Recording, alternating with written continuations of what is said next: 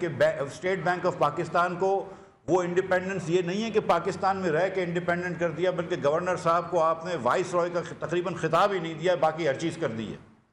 تو اس ساری چیزوں پہ بات کروں گا میں۔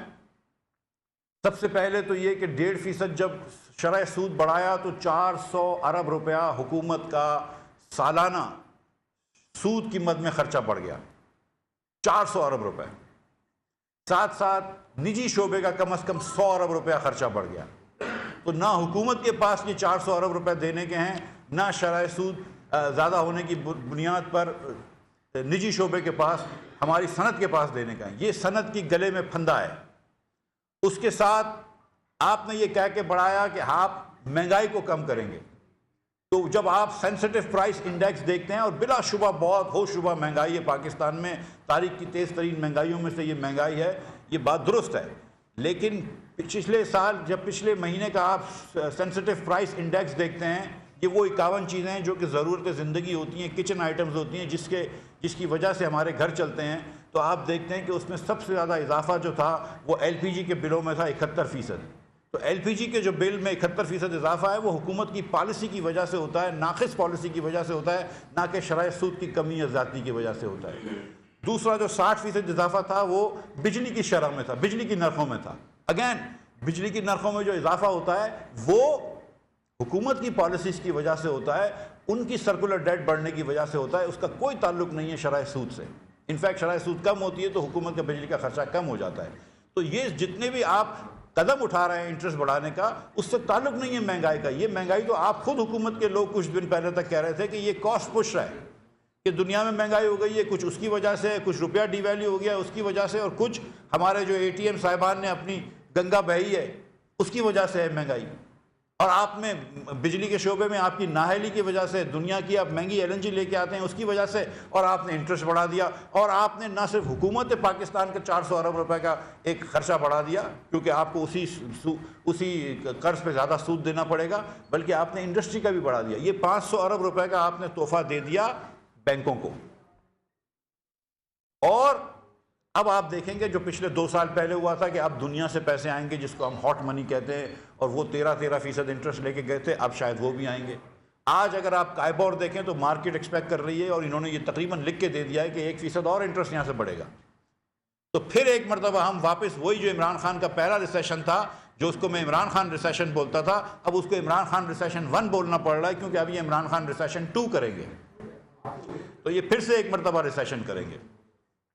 مہنگائی کا یہ عالم ہے بھائی کہ 9% آپ کی کنزیومر پرائس انڈیکس بڑھا ہے month on month, year on year, اکتوبر کے مہینے میں 15% آپ کا سینسٹیو پرائس انڈیکس بڑھا ہے، جو وہ 51 چیزیں ضرورت زندگی ہوتی ہے، اور آپ کا ہول سیل پرائس انڈیکس 21% بڑھا ہے۔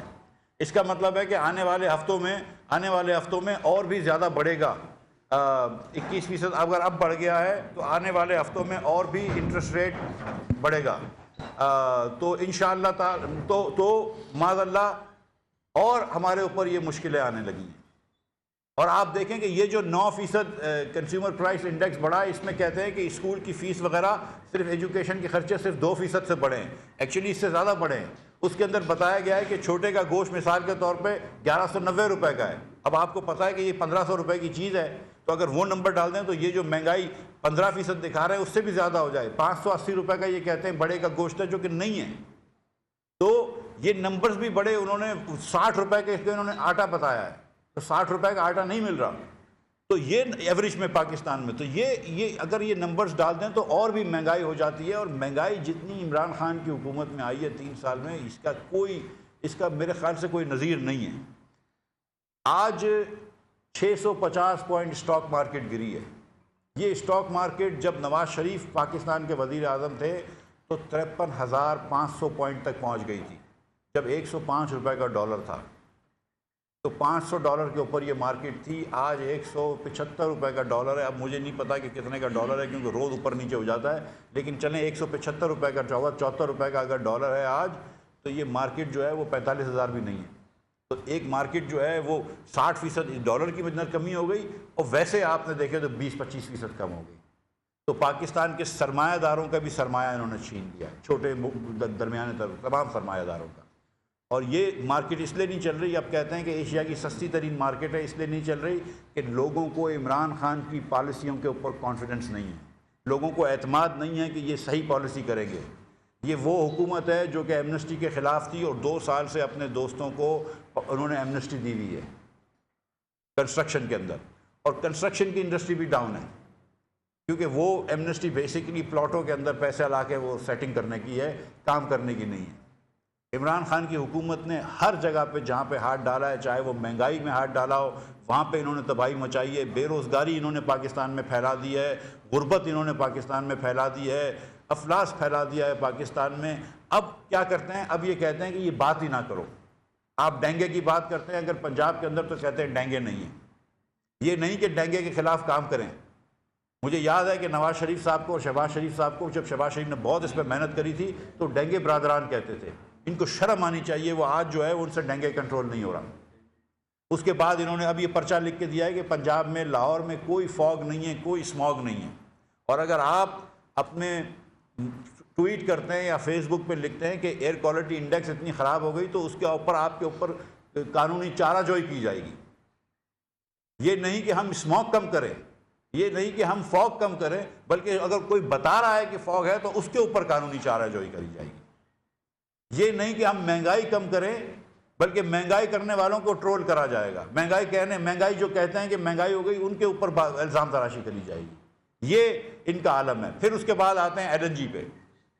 ایل این جی پہ ہمارے وزیر صاحب انرجی کے، توانائی کے، آج کل انہوں نے سمجھا ہے کہ ایل این جی کا مسئلہ، گیس کا مسئلہ پاکستان میں شاہ زیب خانزادہ سے لڑائی کرنے سے سالو ہو جائے گا۔ اگر شاہ زیب خانزادہ سے لڑائی کرنے سے یا ان سے بحث یا مباحثہ کرنے سے سالو ہوتا ہے تو بصدر شوق کریے۔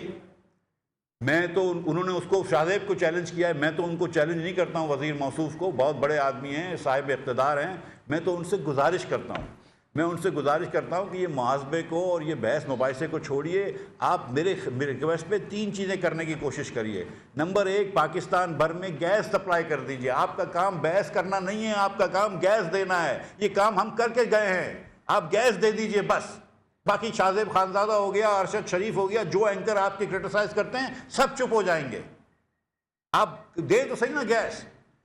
نمبر 2، یہ ٹرمینل لگ رہا تھا، 3 سال سے کہہ رہے ہیں کہ 2 ہفتے میں لگنے والا ہے، 3 سال سے کہہ رہے ہیں، 3.5 سال سے کہہ رہے ہیں، معاف کیجیے گا۔ ہم 5 سرمایہ کار چھوڑ کے گئے تھے، 5 انویسٹرز چھوڑ کے گئے تھے، جس میں ایگزون موبل بھی تھی، جس نے کہا تھا کہ ہم لگائیں گے دنیا کی سب سے بڑی کمپنی، وہ جا چکے ہیں۔ تو خدارا یہ جو آپ بار بار ہم کو کہتے ہیں کہ 2 ہفتے میں لگانے لگے ہیں، تو وہ 2 ہفتے کب آئیں گے؟ تو میں آپ سے دوسری گزارش کر رہا ہوں کہ یہ تو سردیوں میں ہم سفر کریں گے ہی، لیکن ٹرمینل لگوا لیجئے۔ اب آپ کی حکومت کو بھی کچھ مہینے رہ گئے ہیں، ہم آ کے لگا دیں گے، لیکن یہ کہ کچھ عرصے میں آپ لگا سکتے ہیں تو خدارا یہ لگائیے، خالی باتیں نہ کریں۔ شاہ زیب خانزادہ سے بحث کرنے سے ٹرمینل نہیں لگتے، ٹرمینل کام کرنے سے لگتے ہیں، وہ آپ سے ہوتا نہیں ہے۔ تیسری گزارش میری جو ہے ہمارے وزیر موصوف سے، میرے بھائی ہیں، اور وہ یہ ہے کہ ایک پائپ لائن لگانی تھی کراچی سے پنجاب گیس لے جانے کی۔ ہم رشیا سے ڈیل کر کے سائن کر کے آئے تھے، آپ نے کہا نہیں آپ کی ڈیل بہت بری ہے، بہت بحث کرتے تھے مجھ سے، انہوں نے ایک ٹی وی پہ بھی مجھ سے بحث کری، چلے صاحب ہماری ڈیل بری تھی، آپ نے کہا آپ نے ڈیل اچھی کر لی۔ 1 سال پہلے ندیم بابر صاحب کہہ رہے تھے کہ 2 ہفتے میں لگنے لگا ہے، ہم نے زمینیں خریدنا شروع کر دی ہیں، ہو سکتا ہے زمینیں خرید لی ہو، پتہ نہیں ہے۔ میں ان سے خدارا ریکویسٹ کرتا ہوں کہ یار آپ نے پہلے، پھر تابش گور صاحب کہتے ہیں کہ سوئی ناردرن سوئی سدرن سے بنوائیں گے، چلیں اس طرح بنا لے۔ وزیر موصوف فیض کہتے ہیں کہ نہیں، ہم حماد بھائی کہتے ہیں کہ نہیں ہم رشیا سے بنوائیں گے۔ بھائی آپ رشیا سے بنوائیں، سوئی ناردرن سوئی سدرن سے بنوائیں، FWO سے بنوائیں، کسی سے بنوائیں تو صحیح۔ دیکھیں جتنی بھی آپ باتیں کریں، آپ شاہ زیب خانزادہ سے 4 بحث جیت جائیں، آپ 9 ٹویٹ کر لیں، اس کے خلاف ٹرولنگ کروا لیں، جو بھی کہہ لیں، گیس جب تک پائپ لائن نہیں لگے گی گیس اوپر نہیں جائے گی۔ تو مزید گیس پہنچانے کے لیے آپ کو پائپ لائن لگوانی پڑے گی۔ تو میری 3 گزارشات ہیں، بالکل چیلنج نہیں ہے۔ گزارش نمبر 1 ہے خدارا کہ آپ پاکستان بھر میں گیس کی شارٹیج نہ کریں۔ گزارش نمبر 2 ہے کہ آپ ٹرمینل اور پائپ لائن لگوا لیں۔ اور گزارش نمبر 3 ہے کہ آپ نے کہا تھا کہ ایکسپورٹروں کو سستی گیس دیں گے، تو سستی گیس دے دیجیے، اس کے ریٹ نہ بڑھائیں۔ یہ 3 گزارشات ہیں۔ اگر وزیر صاحب یہ مان جائیں تو بہت، میرے خیال سے میرے اوپر ذاتی اور پورے پاکستان کی صنعت کے اوپر اور ہمارے کنزیومرز کے اوپر احسان ہوگا. میں 3 گزارشات پھر سے کر دیتا ہوں. ہمارے وزیر سے نمبر 1 گزارش جو ہے وہ یہ ہے کہ پاکستان بھر میں گیس کی فراہمی کو یقینی بنائیں, اور جو ہمارے کراچی کے اندر مثال کے طور پر ڈیفنس میں چولہے نہیں جل رہے ہیں وہ چولہے جلوا دیں. جو فیکٹری کے سائٹ کے اندر اس وقت فیکٹری میں بجلی نہیں آ رہی ہے, تو مسئلہ جو ہے وہ یہ شاہ زیب خانزادہ کا لے کے بیٹھے ہیں. شاہ زیب خانزادہ کو چھوڑیں, مسئلہ زبیر موتی والے کا ہے جس کی انڈسٹری میں وہ کراچی کا بزنس لیڈر ہے. کراچی کی انڈسٹری کو گیس نہیں مل رہی. تو پہلی میری گزارش ہے کہ آپ گیس دیں, اور یہ پاکستان بھر میں یہ عالم ہے کہ آپ پہلے گیس دیں, گھروں میں گیس دیں اور انڈسٹری میں گیس دیں. منع کرو یار, فون کرنا ہے تو. نمبر دو کہ آپ ٹرمینل لگوائیے. اس وقت مفتاح اسماعیل کراچی میں پریس کانفرنس کر رہے ہیں. خبروں میں اب تک کے لیے اتنا ہی. مزید خبروں اپڈیٹس کے لیے دیکھتے رہیے ریڈیو نیوز.